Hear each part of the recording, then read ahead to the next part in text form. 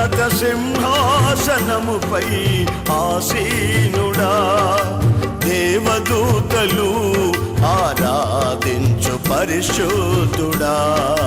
యేసయ్యా నా నిలువెల్ల నిండియున్నావు, నా మనసారని సన్నిధిలో సాగిలపడి నమస్కారము చేసెదా, సాగిలపడి నమస్కారము చేసెదా. నా మనసారని సన్నిధిలో సాగిలపడి నమస్కారము చేసెదా, సాగిలపడి నమస్కారము చేసెదా.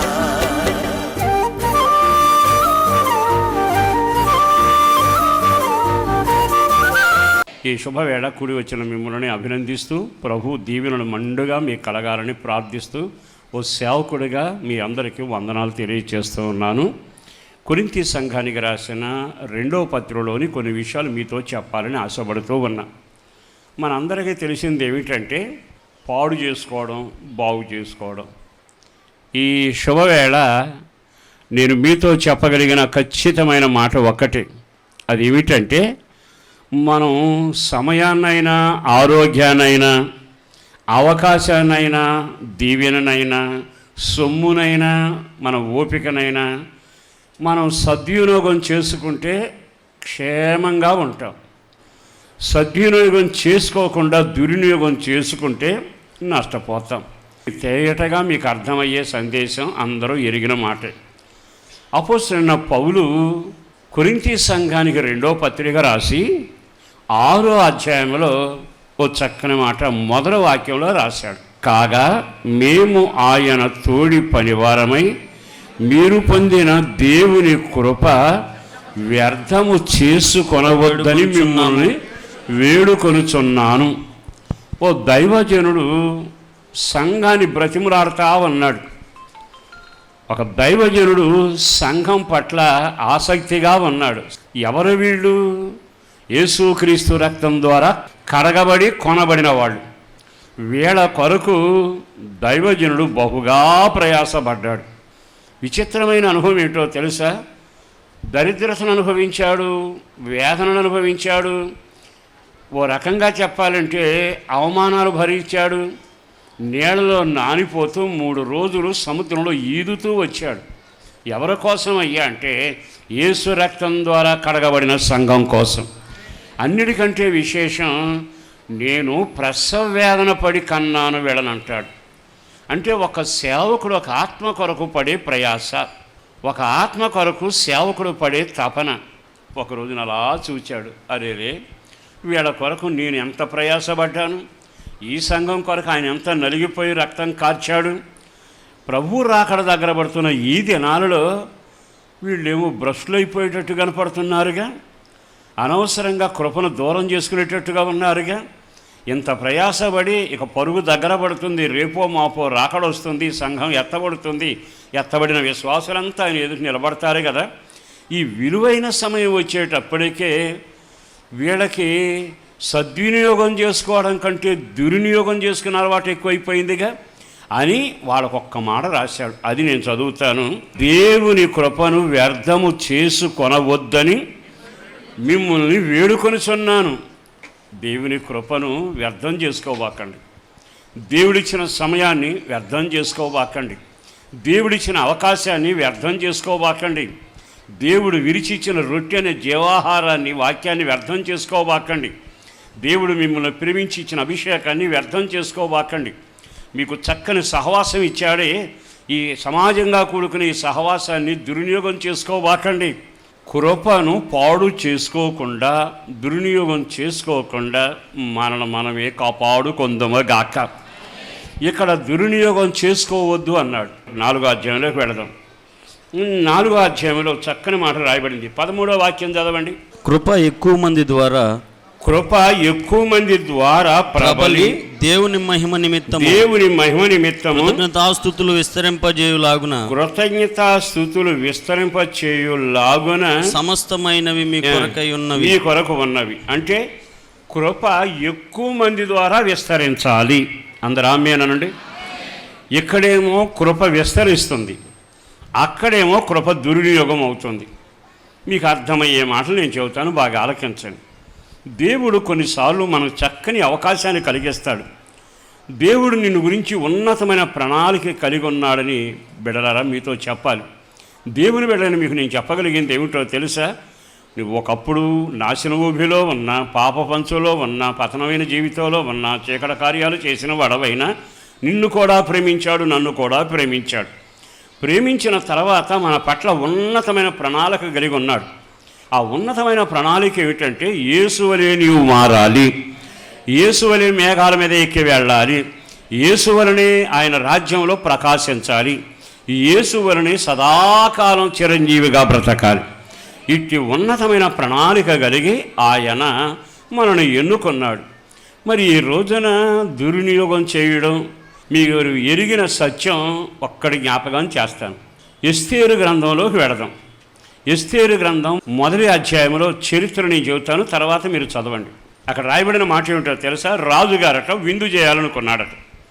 విందు చేయాలనుకుని చెప్పి విందు చేశాడు. రాజుగారికి 127 సంస్థానాలు ఉన్నాయి. ఆ 127 సంస్థానాలకు రాజుగా ఉంటూ విందు చేసి, ఆ విందు బాగా ముమ్మరంగా జరుగుతున్నప్పుడు తన చేతి కింద ఉన్న రాజ్యాలు, రమణులు అందరూ వచ్చారు. ఆ తర్వాత రాజులు వచ్చారు, అధిపతులు, సేనాపతులు అందరూ వచ్చారు. ఇతనికి ఆలోచన కలిగిందట, నా భార్య చాలా అందగత్తె, ఈ విందుశాలకు ఆమె నేను పిలిపిస్తాను, ఆమె అందగత్తె అనే సంగతి వీళ్ళకి తెలియాలి, నాకు ఆనందం కలగాలి. 127 సంస్థానాల మధ్యలో ఆమె మహారాణిగా వర్ధిల్లాలి అని అనుకుంటూ మనుషులను పంపించాడు.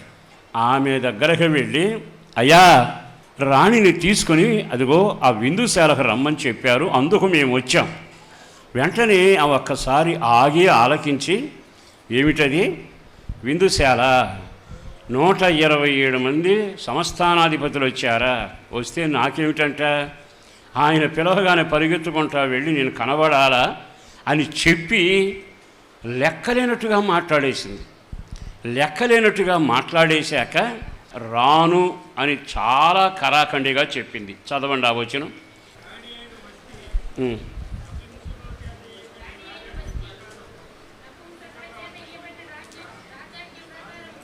వెళ్ళి చెప్పారండి. ఆమె వెంటనే బయలుదేరి రావాలి. రావడానికి ఇష్టపడలా. రాజును తృణీకరించింది, అధిపతులను తృణీకరించింది, అవకాశాన్ని తృణీకరించింది.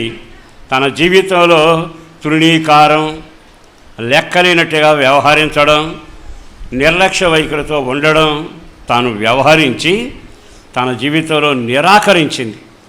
వీళ్ళు అడిగి చూచారు, కనిపెట్టారు. అమ్మ ఒక్కసారి రా తల్లి, వస్తే అందరి ముందు నిన్ను నిలబెడతారు. చూడండి అక్కడ రాయబడిన మాట 12వ వాక్యంలో, ఆమె సౌందర్యవతి. తర్వాత వాక్యం చదవండి.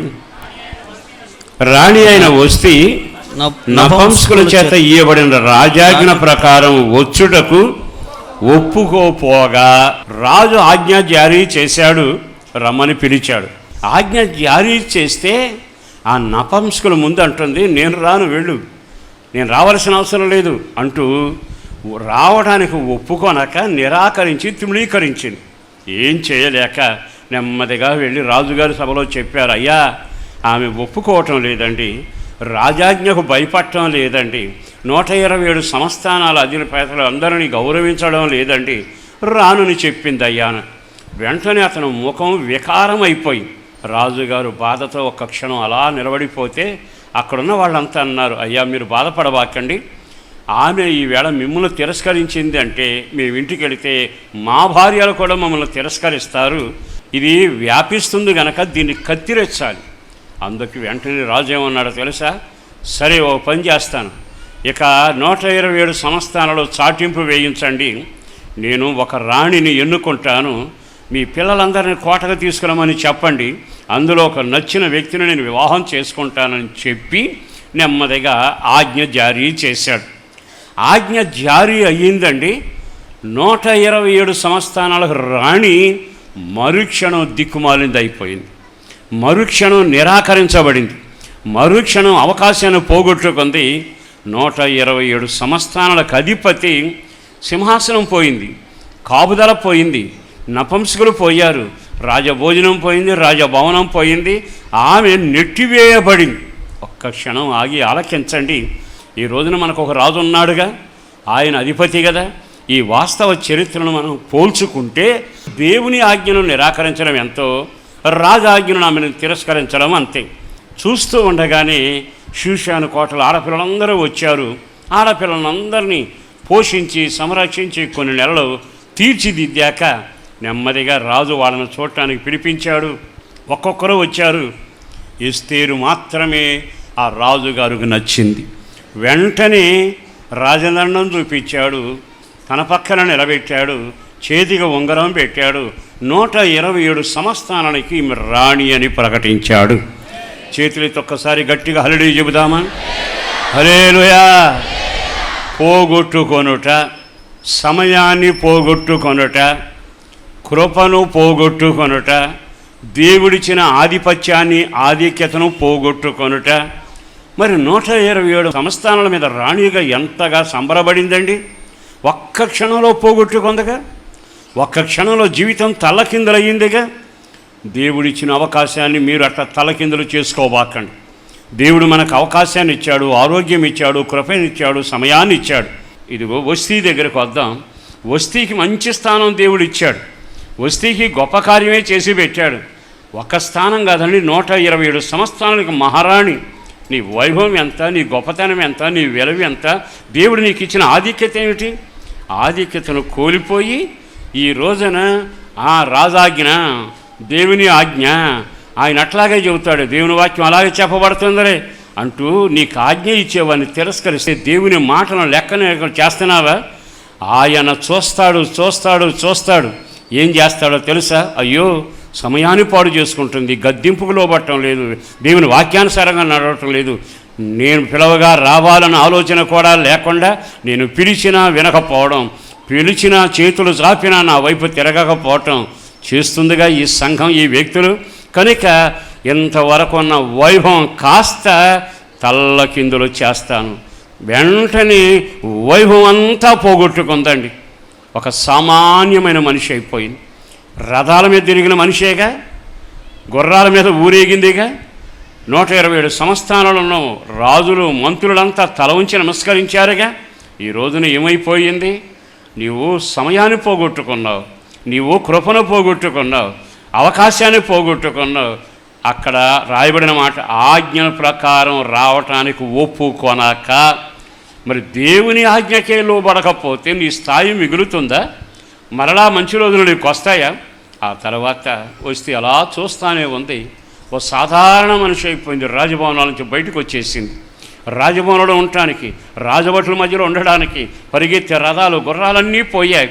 ఒక సామాన్యమైన వ్యక్తిలాగా నిలబడితే అనామకురాలైన ఒక వ్యక్తి 127 సంస్థానాల మీద రాణిగా ఉండడానికి రాజుగారు ఎన్నిక చేశాడు. చేతికి ఉంగరం పెట్టాడు, చేతి కర్రను చాపాడు.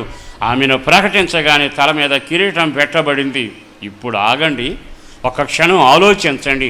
అదిగో దిగజారిపోయి వెలివేయబడి దూరంగా ఉన్న ఆ వ్యక్తి ఈ వ్యక్తిని చూసినప్పుడు ఏమనుకుంటుంది?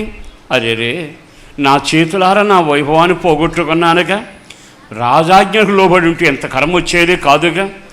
దేవుడిచ్చిన వైభవాన్ని కాలదనితే, దేవుడు జ్యేష్ఠుడని నిన్ను పేరు పెడితే వేసావు, కాలదన్ని తృణీకరించి అమ్మేసుకుని చివరికి మారు మనసు పొందే అవకాశం లేకుండా అయిపోయిందిగా.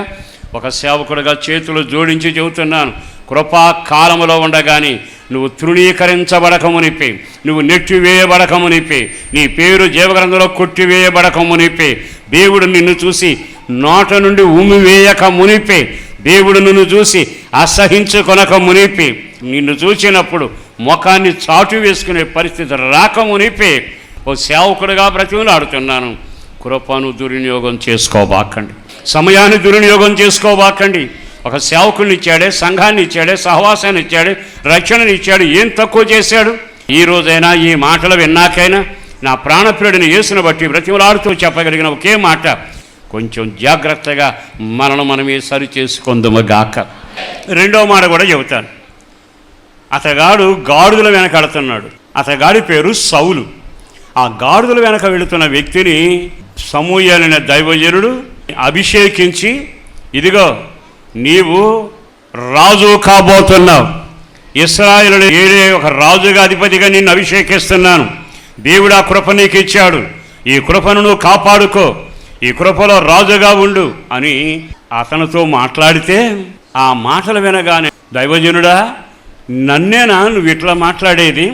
నేనెంత, నా గోత్రం ఎంత, నా బతికెంత, ఎక్కడా నేను ఎన్నిక లేని వాడిని నా జీవితం అంతా మా కుటుంబం కూడా తృణీకరించబడి నిరాకరించబడిన స్థితే కదా, నేను రాజు అవటం ఏమిటి?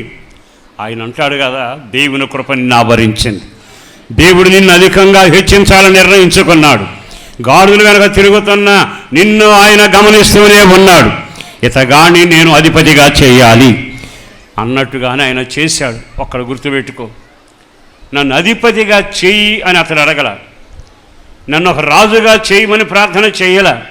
అతని వాటేమిటో తెలుసా? పోయిన గాడిదలు దొరికితే చాలు, ఈ గాడిదలతో నా పయనం సాగితే చాలు, అంత సంపాదించుకుని నా జీవితం కొనసాగిస్తే చాలు, నాకున్న ఆస్తి మా నాన్నకున్న ఆస్తి చాలు, ఇదే ముఖ్యం అనుకున్నాడు. ఆయనేమనుకున్నాడు తెలుసా? ఈ ఉన్న గాడిదల సంపాదనతో ఇతను బతకడం కాదు కానీ ఏలేవాడిగా తిన నేను చెయ్యాలి. నా దేవుడు నన్ను అలాగే చేశాడు, నిన్ను అలాగే చేశాడుగా. ఆయన అనుకున్నాడు, వీళ్ళకి కృప దయచేయాలి, వీళ్ళని సన్నిధిలో నిలబెట్టాలి, యోగ్యులుగా మార్చాలి, పరిశుద్ధులుగా చేయాలి, ప్రకాశించే జ్యోతుల్లాగా చేయాలి, ఫలించే చెట్టులాగా చేయాలి, ఫలభరితమైన అనుభవంగా మార్చాలి. నిజంగా ఒక్క క్షణం ఆగి ఆలకిస్తే, లోకంలో ఉంటే నా జీవితం ఈనాడు ఏమై ఉండేది? లోకభూయిష్టమైన జీవితంతో లోకంలో చీకటి కార్యాల్లో ఉంటే ఈ పిలుపు, ఈ దర్శనం ఆయనే కానీ ఎన్నిక చేయకపోతే నా బతుకు ఏమయ్యేది? ఈ రోజున ఈ స్థాయిలో నిలబడ్డానంటే కృపేగా, ఈ స్థాయికి తెలిసింది ఆయన కృపేగా. ఒక్క క్షణం ఆగి ఆలకించండి. బైబిల్ పట్టుకునే అర్హత నీకుందా? బైబిల్ పట్టుకుని అయ్యా అని పిలిచే అవకాశం మనకుందా? యోగ్యులం కాకపోయినా ఆయన మనల్ని యోగ్యులుగా మార్చాడు, ఆయన రక్తం ద్వారా మనల్ని కడిగాడు, పరిశుద్ధపరిచాడు. ఇప్పుడు నీకు ఇచ్చిన యోగ్యతను బట్టి సంబరపడాలిగా. అయ్యో, యోగ్యత లేని నన్ను రాజు చేసావా? అయ్యా అని పిలవడానికి సరిపోని నా జీవితంలో నీ మందిరంలో చేర్చావా? ఈ మందలో నన్ను చేర్చి నాకు ఒక కాపరనిచ్చావా? నీ అభిషేకాన్ని నాకు ఇచ్చావా? మేము చేతులెత్తి అద్భుతాలు చేస్తున్నావా? అయ్యా, నీ నామాన్ని ఏదడిగినా కార్యాలు చేస్తున్నావే, ఎంత ఘనత, ఎంత కృప నాకు ఇచ్చావు ప్రభు అని రుణపడిన హృదయంతో ఆయనకు ఎల్లప్పుడూ కృతజ్ఞతాస్తుతులు చెల్లించాలి. కానీ రాజు ఏం చేశాడో తెలుసా? కృపను దుర్వినియోగం చేసే పనులు చేశాడు. ఇప్పుడు అప్పటికి రాజు కాలేదు, బయలుదేరేటప్పటికే నేను వస్తాను, గిలగాల్లో ఉండు, అక్కడికి వెళ్ళు, నేనే నీ కొరకు బలిపీఠం కడతాను, రాజు అని నేను ప్రకటిస్తాను అన్నాడు. అన్న దైవజనుడు కొంచెం ఆలస్యంగా వచ్చాడు. కొంచెం ఆలస్యంగా రాగానే సౌలు బాగా కంగారు పడిపోయాడు. అయ్యో, జనమంతా వెళ్ళిపోతారే కదా, వెళ్ళిపోయినాక ఈయన వచ్చి నన్ను నువ్వు రాజు అని ఎవరికి చెబుతాడు? నేనే ప్రత్యక్షపరచుకుంటా, నేనే బలిపీఠం కడతా, నేనే ఒక గొప్ప కార్యం చేస్తా అంటూ దేవుని ద్వారా ప్రకటించబడవలసిన వ్యక్తి, దైవజనుడు ద్వారా ప్రకటించబడవలసిన వ్యక్తి, దైవజనుడు చేయాల్సిన పని దైవజనుడు చేయని ఒక రాజు అవుతావు అనగానే ఎంత ఎదిగిపోయాడండి. నెమ్మదిగా బలిపీఠం కట్టి తనకు తానే నేనే బలిపీఠం అర్పిస్తున్నాను, రాజును నేను, పలానా దైవజనులను అభిషేకించాడు, నేనే రాజుని అని ప్రకటన చేసుకోవడానికి. అర్థమైందా? దేవుని సేవకుడు ప్రత్యక్షపరచాలి, కానీ తనను తానే ప్రత్యక్షపరచుకుంటున్నాడు. నేనంటే ఎవరు అనుకున్నావు? మేమంటే ఎవరు అనుకున్నావు? మా స్థాయి ఏమిటి? మా అనుభవం ఏమిటి? ఒక్క క్షణం ఆగి ఆలకిస్తే మన వ్యక్తిగత జీవితంలో మనం ఏ స్థాయిలో ఉండాలి?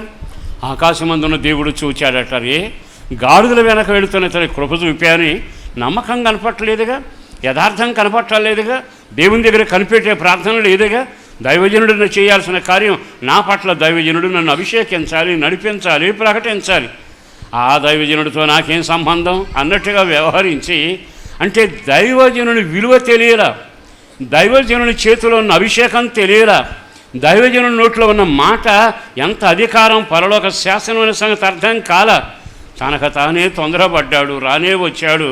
అవివేక పనిచేసావా అని నీ రాజ్యం నీ దగ్గర నిలబడదన్నాడు.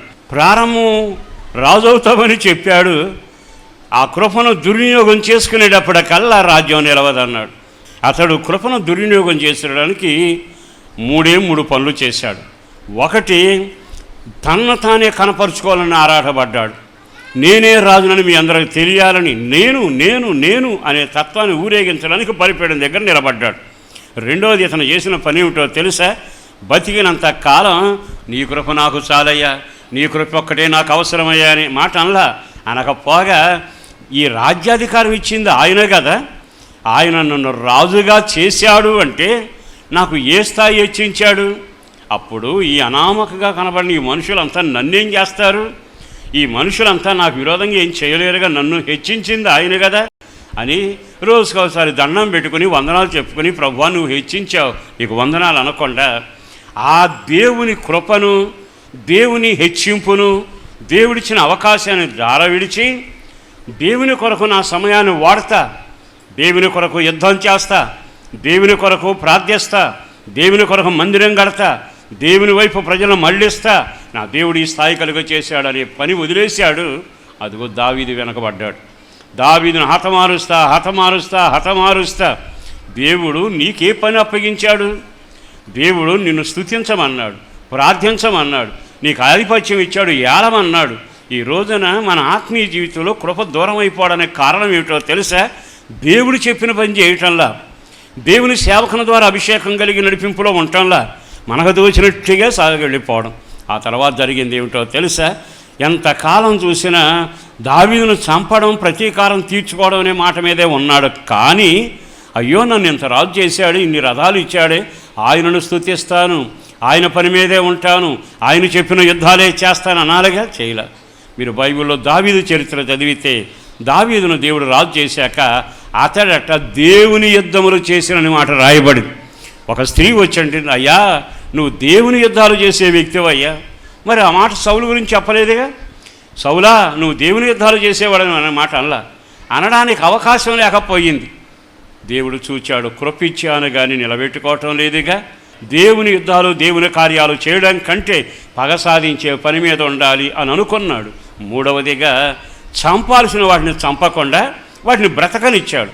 అమాలేకులను సర్వనాశనం చేయి అని దేవుడు చెప్పాడు. కానీ దేవుడు చెప్పినట్టు అమాలేకులను చంపకుండా వాటిని బ్రతకనిచ్చాడు. ఆకాశమందున్న దేవుడు చూశాడు, అరేరే కృపను దుర్వినియోగం చేసుకుంటున్నాడుగా.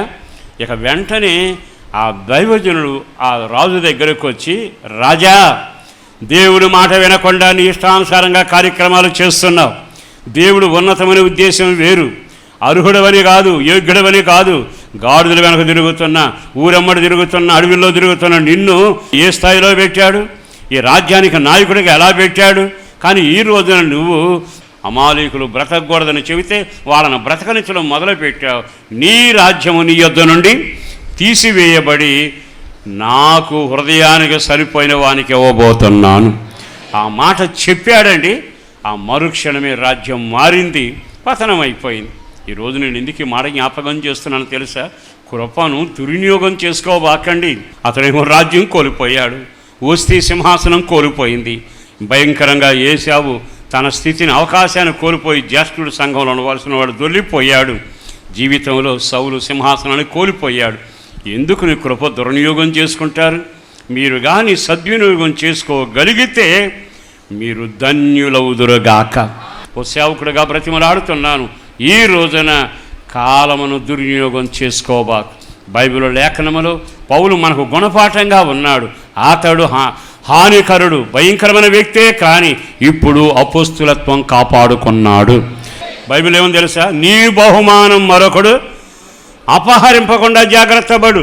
బహుమానం నీది, ఆయనతో ఇల్లు కట్టాడు, ఆ ఇల్లు నీది, నీ పేరు జీవగ్రంథంలో రాశాడు. మరొకడు పొందాల్సిన అవకాశం ఎందుకు ఇస్తున్నా? చేతులారా చేజారుకున్నావుగా, నీ బ్రతికంతా నాశనం చేసుకున్నావుగా. లేఖనాల ప్రకారం నీవు దుర్వినియోగం చేసుకునే వ్యక్తిలాగా ఉండకూడదు, కానీ సద్వినియోగం చేసుకునే వ్యక్తిలాగా ఉందవుగాక. సద్వినియోగం చేసుకునే వ్యక్తి దావీదు గొర్రెల కాపరిగా ఉన్నప్పుడు అడవిలో సితారా వాయించి యెహోవా నా కాపరిని పాడితే సింహాల మీద జయం వచ్చింది, ఎలుగుబంటుల మీద జయం వచ్చింది.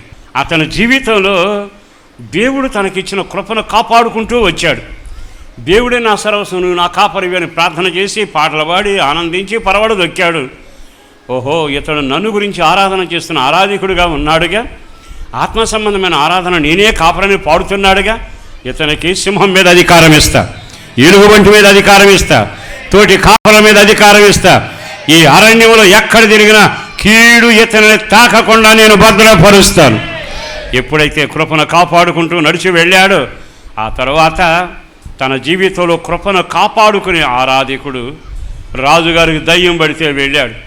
అక్కడికి వెళ్ళి అదే పని చేశాడు, పాటలు పాడి దయ్యం వదలగొట్టాడు. అతడు ఆరాధికుడిగాను పవిత్రుడిగాను దేవునికి ఇష్టడిగా బ్రతికాడు. దేవుని కృప ఏనాడు పాడు చేసుకోవాలి.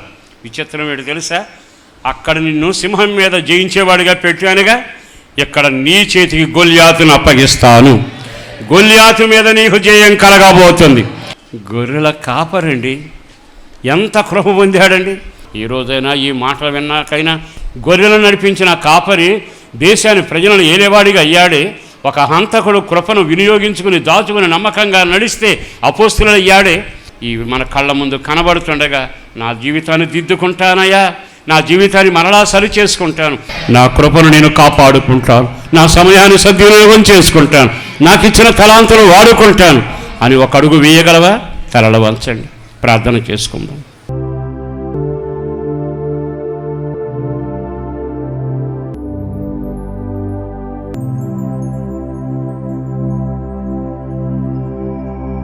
పరిశుద్ధుడును ప్రేమమడిన ప్రభు వందనాలయ, అపారమైన నీ ప్రేమ కొరకు ధన్యవాదాలు. ఈ వాక్కు మా జీవితాల్లో ఫలభరితంగా మార్చండి. ఏ స్థితి నుంచి ఏ స్థితికి ఎవరెవరు ఎట్లా జారిపోయారు, కృపను ఎలా పోగొట్టుకున్నారు, బహుతేటగా మాట్లాడారు. మాటలు ప్రతివాని హృదయంలో స్థిరపరచండి. ఆత్మదేవ నీరు కట్టండి, వాక్యం ఫలభరితంగా మారాలి, ప్రతివాని జీవితం సిద్ధపరచబడాలి.